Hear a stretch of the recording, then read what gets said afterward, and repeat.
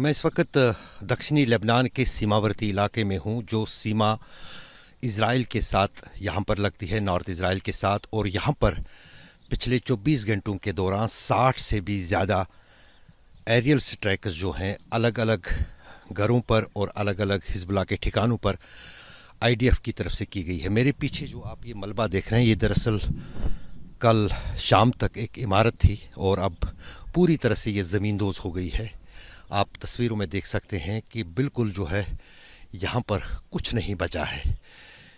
वो जो 2 मंजिला इमारत घर था वो पूरी तरह से ज़मींदोज़ हो गया है और यहाँ पर सिर्फ अब उसका जो स्लैब है वो नीचे आया है। यहाँ पर 4 लोगों की मौत हुई थी। पूरा परिवार जो है 4 लोगों का, वो इस इजरायली वायुसेना की बमबारी में जो है मारा गया है। 2 बच्चे और उनके माता पिता। पूरा घर, ये एक खेत में घर है और इस खेत में जो है ये घर था।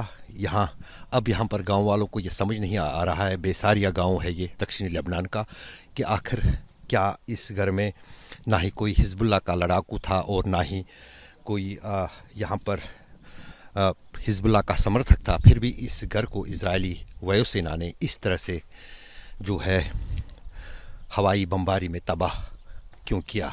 न सिर्फ इस घर की कहानी, बल्कि अगर दक्षिणी लेबनान के जितने भी गांव हैं उनमें इसी तरह पूरी तरह से इजरायली सेना ने, वायुसेना ने ज़मींदोज़ उन सभी जगहों को और उन सभी घरों को किया हुआ है। क्योंकि ग्राउंड इन्वेजन की तैयारी से पहले ये एक रणनीति के तहत इजरायली वायुसेना ने सीमा से सटे लेतानी रिवर तक के इलाके, क्योंकि मैं लेतानी रिवर के पास हूँ, के पास जितने भी इलाके हैं उनको पहले खाली करने के आदेश दिए 2 हफ्ते पहले। उसके बाद रास्ते काटे गए इन इलाकों के और अब इन घरों को ढहाया जा रहा है।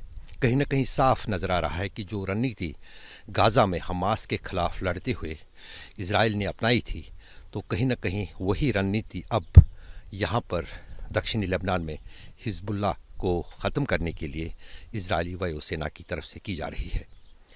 अशरफ वानी, बसेरिया गाँव, दक्षिणी लेबनान, आज तक।